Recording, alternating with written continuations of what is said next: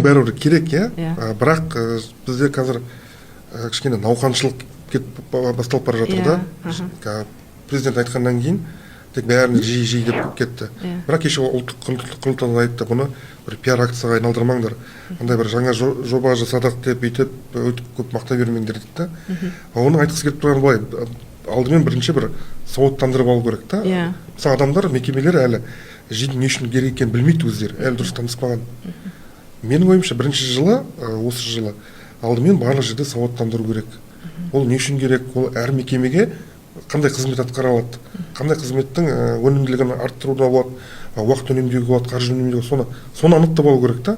Яғни біз бірінші толықтай жиыландыруымыз керек та, одан кейін барып заң жағына келу болады. Мысалға 20-25 жыл бұрын интернеттің келуін қарайық та. Мысалы бұрын бізде интернет болған жоқ, көп жерлер ауылдарға кейін интернет жеткізді деп мақтана бастады. Мысалы, сол толық интернет болды. И одан кейін интернетті қадағалау сияқты нәрселер содан кейін барып пайда болды. Ал бізде әлі жоқ нәрсеге бірден заң, меніңше ол әлі асығыс шешімдер деп ойлаймын. Яғни бұл әлі көп өзгереді, түзетулер енгізіледі, әлі талай нәрсе болады.